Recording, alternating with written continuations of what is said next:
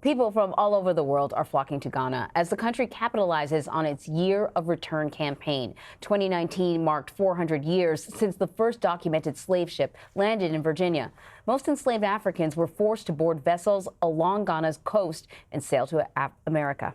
Over the past year, the country marked the anniversary by hosting cultural events and music festivals. Some of the world's biggest celebrities, influencers, and entrepreneurs made the journey. Now, Ghana is hoping to capitalize on the major tourism and economic boom. Our partners at the BBC spoke to 3 African Americans who either decided to move or visit the country. To me, there's no such thing as a black woman in Ghana. I'm a woman in Ghana. We are all black. Living in the U.S., all of the seats are taken, all the big brands are there. And where here, the cement is wet and you have an opportunity to create a seat at the table. So for me, coming back here, reuniting with my ancestors, makes me feel at home. It makes me feel that I'm a part of a culture that I never experienced. For more on this, we want to bring in journalist Frankie Edozien. He is joining us now from Accra, Ghana, where he serves as director at NYU's Academic Center. Good to see you again. Hi there, how are you? Good. So, Frankie, this has always been interesting to me as somebody who lived in West Africa, in Nigeria specifically, where you would encounter in Nigeria, in Ghana, in other countries in West Africa, people of West African descent, but who are British citizens or who are Americans or who are Europeans living on continental Europe, who've chosen to come back to, for example, Ghana because they see the opportunity where the markets in whatever their endeavors are saturated in those respective countries, Britain or the United States. The market and the opportunity is wide open in a country like Ghana. Yes, unfortunately, the secret is out. And so many of us have been here for years and working here and trying to make a difference in this wonderful country. But what Ghana, as a government and as a people have done, had said we needed to mark this anniversary of our own people being taken away to the United States for chattel slavery.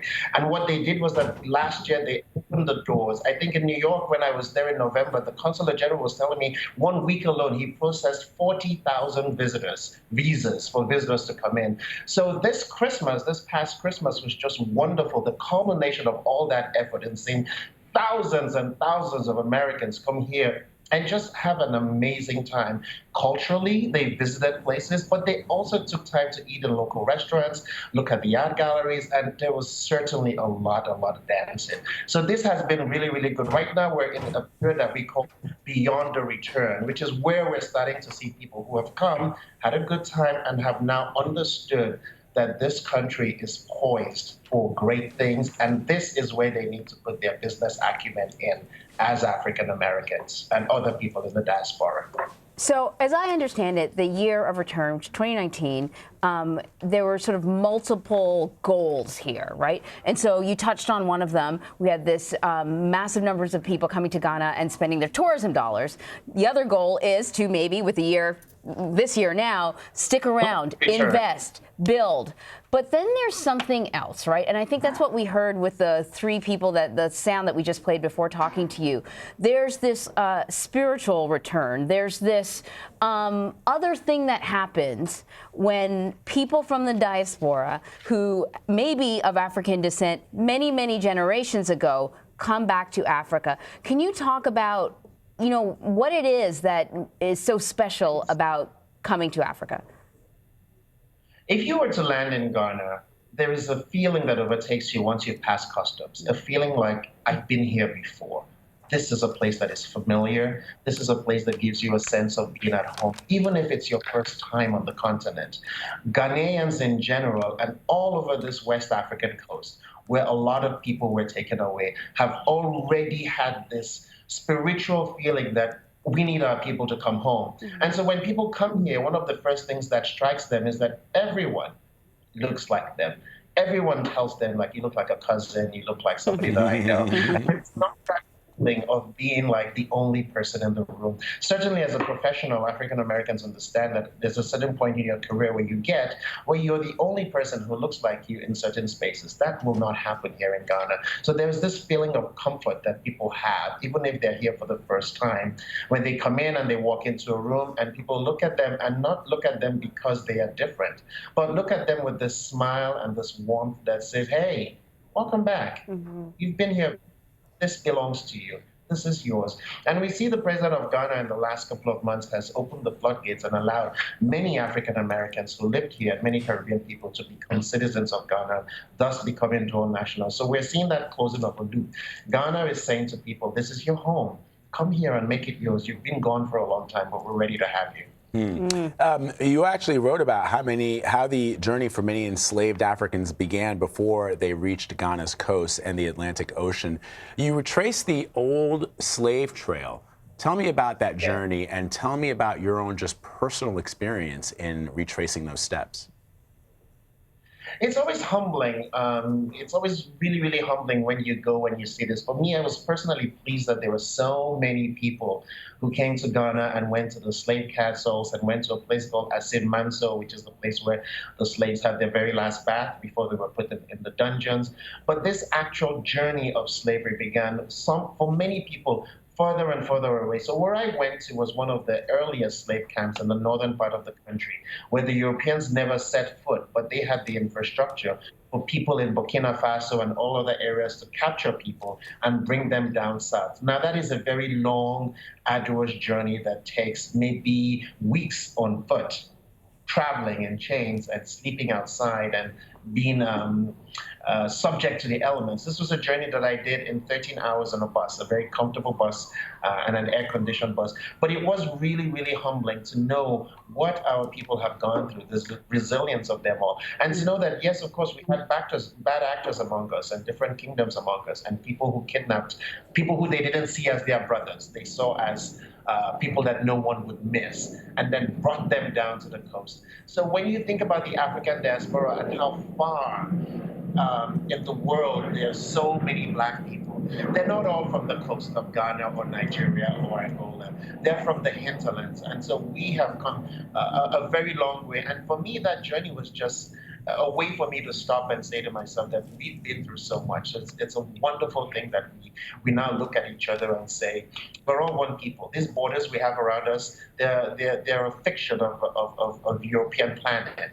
We're all one people. And so I'm very happy that many people were able to come to Ghana. And I hope that in future, as more people come to Ghana, they go to the hinterlands and see where this insidious trade actually began. Frankie, I think that's so good that you would bring that up, because I think the other thing that the year of return sort of encouraged was a truth-telling about the entire story of slavery, because certainly African Americans have been, sort of arguing for that and fighting for that here, but there is a whole story that begins in Africa. And what I also like about this past year, what it encouraged was an honest conversation and an apology and a coming together. Well, one of the things that's very important, so, I'm in addition to being a journalist, I'm a NYU journalism professor. And one of the things I do with my students is say that you need context.